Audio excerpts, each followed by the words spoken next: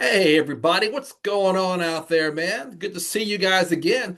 It's always a good thing when I can tune in and tell you guys about what we've got going on, our holiday, and the guests that keep coming back and forth. My name is DJ Rick, and I am the host and founder of National Sex Day. Yes, people, it's an actual calendar holiday, and it's June 9th, the sixth month, the ninth day, holiday 69. We have National Sex Day. We have Anal Sex Day, Oral Sex Day, Swingers Day. We also have National Strippers Day too. Put them all together under our umbrella, and we have the most adult holidays that has been recognized on the calendar. Why Sex Day? Well, for one thing, everybody's having sex.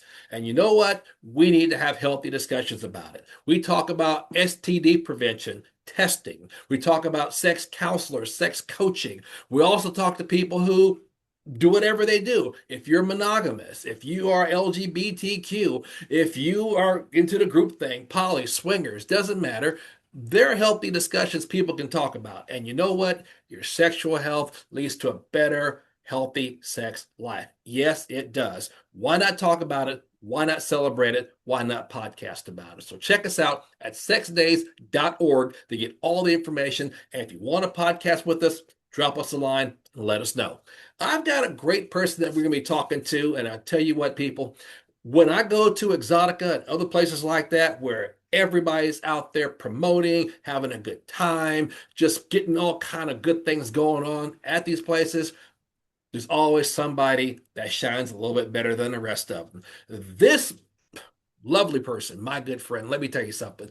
Diamond in the rough. I knew she was something the day I walked up and saw her smile at me when I was in Chicago. I investigated, got her information. I said, damn it, she needs to be on because you guys and myself, we can benefit from what she does and how well she does it. What's your name, sweetheart, and where are you from? My name's Nicole Sonnefeldt, and I'm from Chicago. She is from that windy city. I tell you guys, if you have not been through a winter in a windy city, you got to prepare yourself. I love cold weather, but I don't like it as sharp as they have it up there. Had to bring an extra coat or two, but I tell you what, they got some damn good pizza. You guys, you got us beating pizza right there. I'll tell you that right now. It's pretty good. And Yeah. where can I find the best pizza next time I go there?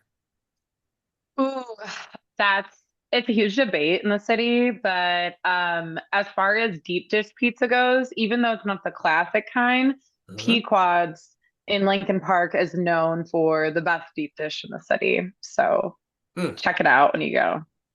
Yep, they didn't pay me for that advertisement, but I had to find the best pizza since I'm Yeah, from. we need them to sponsor us now. Where's a Well, Pequod sponsor? hey, why not? Somebody might use it on the first date, then they're going to owe me for that. But yeah, it was Yeah, pretty cool. So, yeah.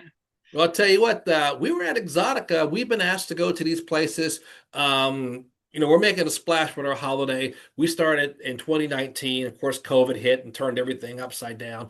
But now the industry is noticing that we have a big presence in the healthy discussions and putting it out there and finding services for people. Most people are kind of embarrassed to ask people for sexual help, and we shouldn't, but that's something we don't discuss at work or with family members. It's kind of a personal thing. And when I went and saw your booth and talked to you, I said, I've got to investigate more, and I'm glad that I did. So tell the people exactly what you do. So I am the founder of a relationship coaching business called Freeform Coaching. I previously worked in private practice mental health as a therapist. I specialized in working with couples and adults, in particular with relational trauma. And I left the field to start my coaching business to work specifically with non-monogamous people. So people who consider themselves swingers, monogamish, part of the lifestyle, people in the kink community, and then also people who identify as ethically non-monogamous, polyamorous, relationship anarchists. So every single person that doesn't fit under the monogamous norm is my client. There you go. And that is a facet that we haven't had the opportunity to explore. We're still finding out other things like what you do and things like that, whether it be monogamy or not. it falls under that facet, obviously, of sex. But that's something that people don't seem to explore as much, or maybe they didn't find people that they could explore with. So it's kind of cool you came and you've done all this. What turns you on to being the coach for people who are non-monogamy? So it's actually inspired by my own journey. So I myself am solo polyamorous. I also consider myself kinky, and I'm also in the lifestyle for many, many years. And so it was a population I really wanted to work with because I've become so entrenched in this community that almost everyone I know or that I'm friends with care about is a part of one of those communities. So I really wanted to use my expertise to help that community.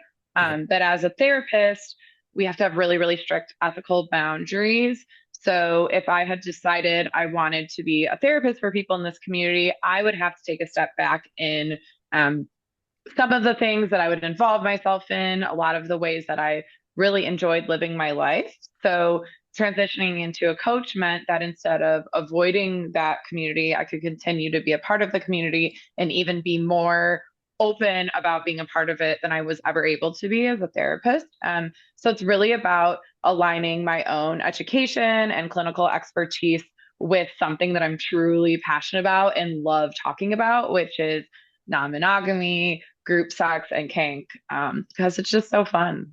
Hmm. There you go. Being a part of that, you got your own experience, and we bring up what we've experienced and said, hey, maybe I can take it this way or that way. It's just now bringing that coaching factor in. I think it's really cool to see someone that we can talk to about that. In Texas, I became a sex coach because we don't have the harsh regulations in this state. We don't. It's kind of a laid back thing, and it's kind of a fine line. I know there are people who went to school and they are doing the sex therapy stuff. I know a girl, she's got double masters, and she teaches and she does what she does. Her good friend Kendall, who is self-taught, hate to say it like that. She read books, movies, YouTube. She's done all that, and she has clients on a lesser level, but she kind of does a parallel thing, you might say. hmm So, what kind of background do you need for that in Chicago or Illinois to do what you do? Well, so coaching itself is not regulated. So Okay. that's the difference between coaching and therapy.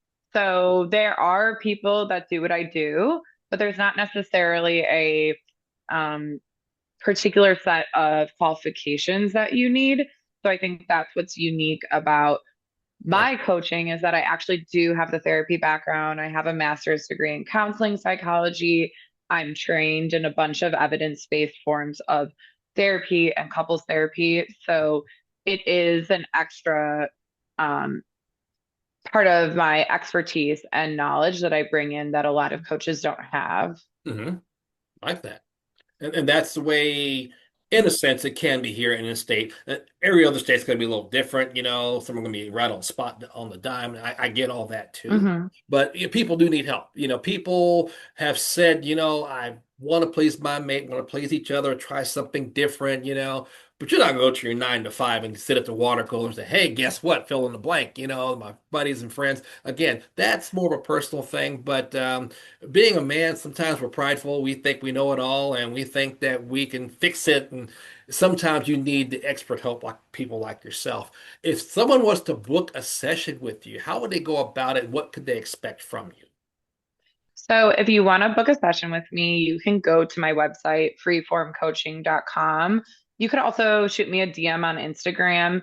I do offer free 15-minute consultations, which I like to do with a lot of people just so they can see what my vibe is like and vice versa to make sure what I offer aligns with what they're needing. Sure. But with every client, it's different.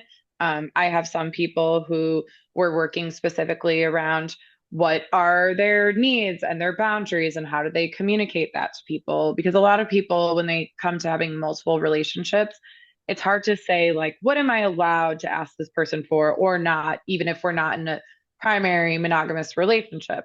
Sure. I have people who I help. In particular, one of my main niches is couples transitioning from monogamy to non-monogamy. So a lot of what I provide is educational, just about the different possibilities, how to go about it, and then also learning about um, figuring out agreements like meeting halfway. If you have different desires and you want to figure Yep. out where you can meet in the middle or a good starting place, how to go about that. Talk a lot about consent, safer sex, and how to meet people in the world. So with everyone's a little bit different, but the reason why it's different than therapy is that instead of digging into past stuff and teaching emotional regulation skills, instead it's more goal oriented based on whatever goal you're setting for yourself or your relationship. I work with individuals, couples, thruples, polycules, you name it, right? So Yeah. it's based off of whatever your goal is, and we're moving towards that goal. I'm teaching you new skills, educating you on different things, and mostly figuring out what you want, what you need, and how to communicate it well. There you go. See, that's in depth. We like stuff like that. And people are going to say, well, she's got a point, maybe we can give it a try. Um, when you reach out and you get to another person's perspective, kind of like you're the mediator, you kind of say this, bring that to the table, and there's nothing wrong with that. Do you think most things get accomplished in one session? Do you do multiple sessions? Because I'm not sure what the level it is of training that you do with your clients, but I have a feeling that they may have to see more than once to maybe get more into what they're looking for. Yes, most of my clients we do meet more than once, but it really depends on the person and depends on what they're working through. I sell packages and varying amounts of coaching sessions that you can buy at once. And so a lot of people will buy one, meet with me, and then we decide we can figure out how many it will take. So I have some clients that they have a specific goal in mind, or they want to be prepared for going to, for example, a lifestyle resort like hedonism in Jamaica. Yeah. Okay, we have this trip planned in 3 months and we want to make sure we're prepared for it and we're ready to go. So we're meeting every week, talking through all these different things, educating them so they can feel prepared, versus some Okay. people aren't as much on that timeline Hmm. or deadline. Interesting. I like that. How long do sessions last? They're normally 60 minutes if it's one or two people. If it's three people or more, I usually do 75-minute sessions. Okay. See, not so long, and long enough to achieve what you need to achieve, or like you said, second session or third session. What got you Mhm. going to Exotica? Because in my opinion, I haven't seen many people do what you do there. I know people do it. My friend Kendall and other people here in Texas, they don't go to Exoticas or anything like that. Not saying you have to or you should, but I think it's a good thing that you did. I think there's an audience there that needs what you do, and they're probably going to come there and say, "Hey, guess what? Here's a card. Go for it." Um, right place at the right time. I mean, that's why I went across and talked to you where we were. And I said, wow, Mhm. of all the places that I've been, people I've talked to, podcasts, events, I never ran into somebody who does what you do. And damn it, you're doing a good job of it. Thank you. Yeah, I mean, that's exactly why I went to Exotica, but in particular, where we met in the couples X lifestyle section, um, Hmm. it's because couples exploring the lifestyle are really my main niche population. I'm actually building a course built specifically for couples in the lifestyle right now. So Hmm. that's what brought me there, is to meet my prime clientele, start telling people about the course and recruiting them for it. So I'm really glad I went. Oh yeah, that's a place for networking 101. The holiday did not take off until I actually got out there. You got to put a face to it. And we had a website up, and the thing was, I didn't have my information or a picture of me. They knew it was there, but when I went to Miami 3 years ago for my very first one, I was told to meet two people. Long story short, what I did, they said, A, we're glad you're here. B, we now know the face. You're not fake. You're actually somebody doing it's not a bot, not a creepy person. We Hmm. get a feel for you. And number three, let me introduce you to people. And that's where the networking goes right there. And I'm sure there are a lot of people who are on camera, couples that are on camera, actually. People don't realize that they are. Sometimes they can benefit from what you've got going. How would you approach someone who is actually on the talent side? There are a lot of a lot of couples, married couples and together couples doing adult stuff, and they might need a little bit of help in that regard. Like, how would I approach couples that are in the adult entertainment industry? Yeah, like for on camera talent, opposed to people who are just doing it for fun. It would be about the same. And actually, in particular, I really enjoy working with people that are in the adult entertainment industry because I've worked in it myself. Hmm. So that's another unique angle I have that a lot of other coaches and therapists don't.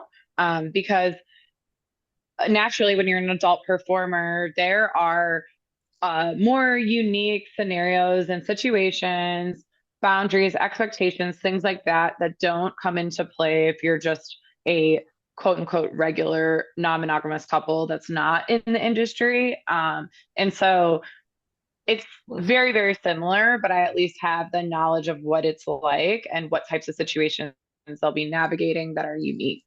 Sure. Wow. Experience from the fields, plays a big part. People don't seem that, oh my God, I'm gonna approach them with this. And you're like, hey, I've kind of done that. And you got a better feel for it than the average person, I think, starting out or in between. But um when I got into Hmm. this side of it, the advertising what I do and advocating for them and getting their points of view on camera and stuff, they were like, okay, you're gonna tell our story. You're going to tell a story no one wants to hear. They want to see us, yeah. They want to see what we do, yeah, but we don't know who we are. But behind the scenes is kind of where I think you might fit in real good, is because people don't see that part of it. I did not know that Hmm. part was as harsh as it was, or could be as good. But you got to see for yourself and kind of go from there. So, hey, keep on doing what you're doing. And the people that I spoke to there who asked me about you, I said, we're going to do a podcast. She's going to explain it to you. So you're going to be reaching out to them. I think they're going to be happy with what we heard so far. Awesome. Thank you. I told you we had something for you. We really do. So, are you going to go to any other expos? I know Exotica's got four of them a year. Then they got some of the smaller ones around. And I don't know what is up north a lot. I know the coast will always have something, East Coast, West Coast, LA, New York, also Vegas.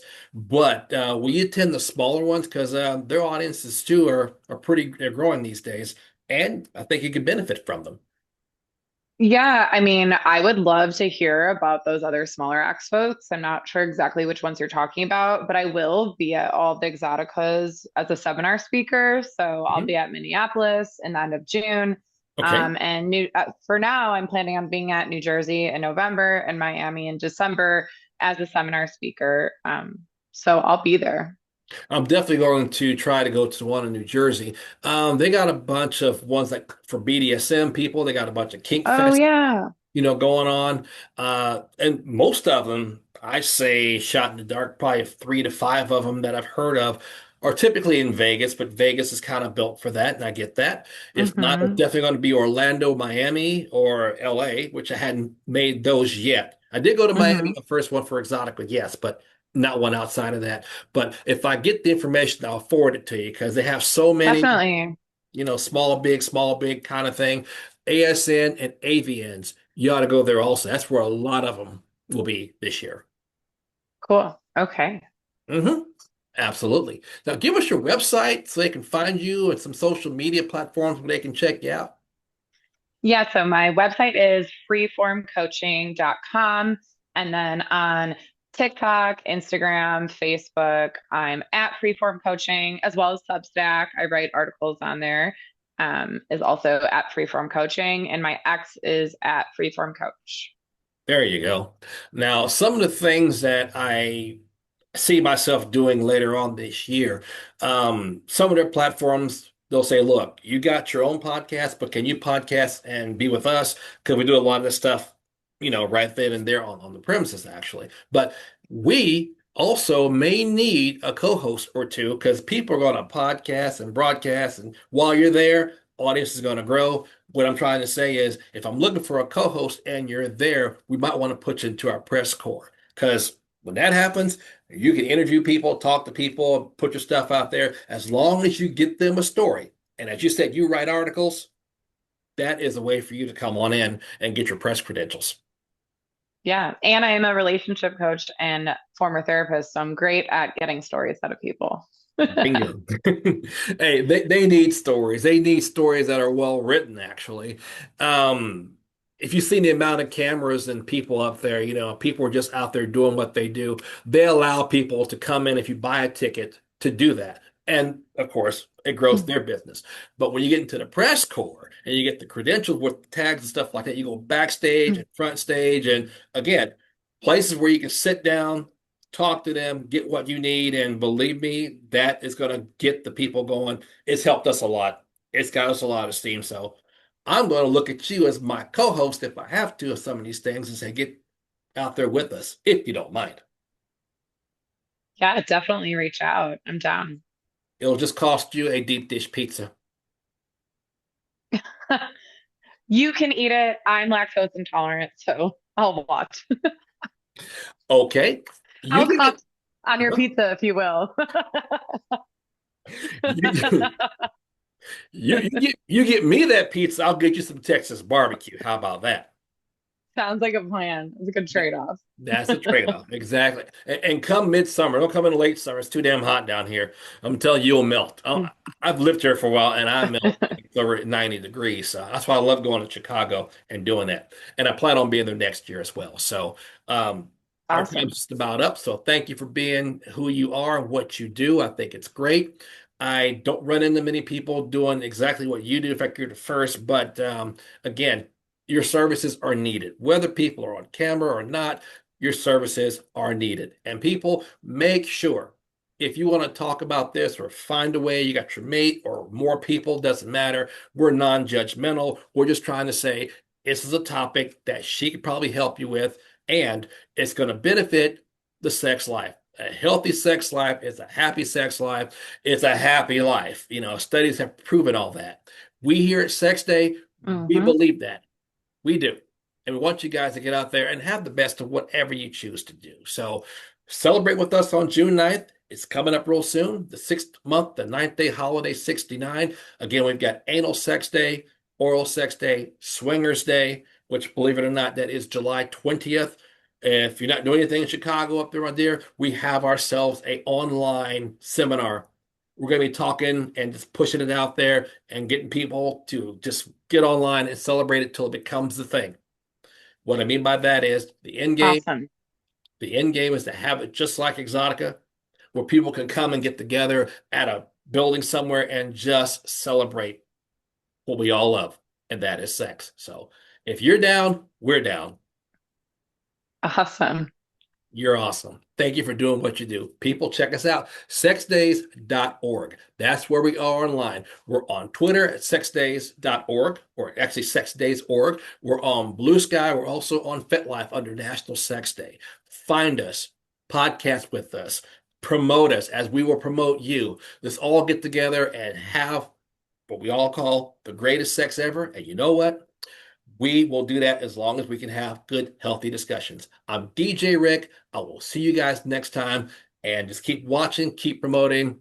We'll see you soon.